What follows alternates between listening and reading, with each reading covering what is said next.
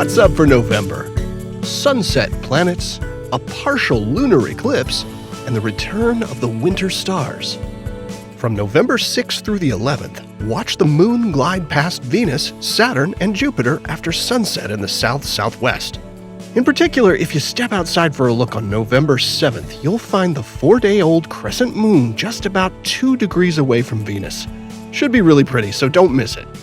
And now through early December, you'll find Jupiter and Saturn drawing a little closer to Venus each night.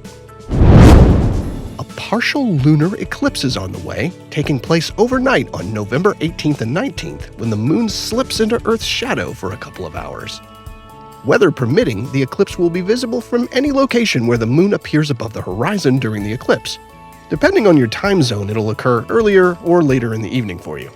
Now that's a huge swath of the planet that'll be able to see at least part of the eclipse, including North and South America, Eastern Asia, Australia, and the Pacific region. So check the timing of its visibility for your area. For U.S. East Coast observers, the partial eclipse begins a little after 2 a.m., reaching its maximum at 4 in the morning.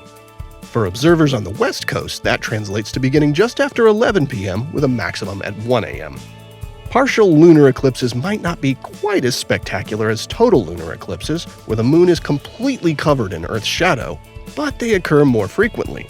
And that just means more opportunities to witness little changes in our solar system that sometimes occur right before our eyes.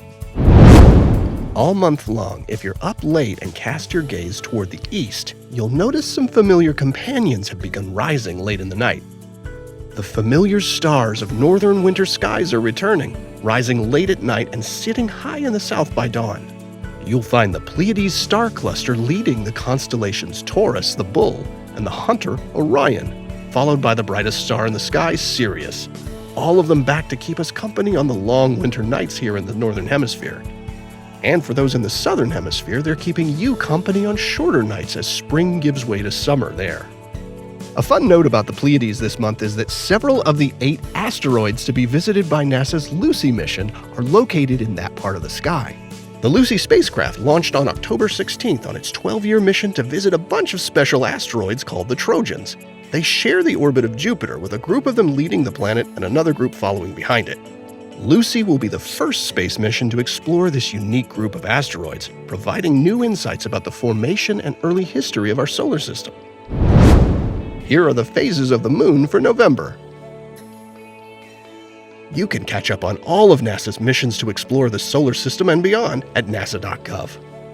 I'm Preston Dykes from NASA's Jet Propulsion Laboratory, and that's what's up for this month.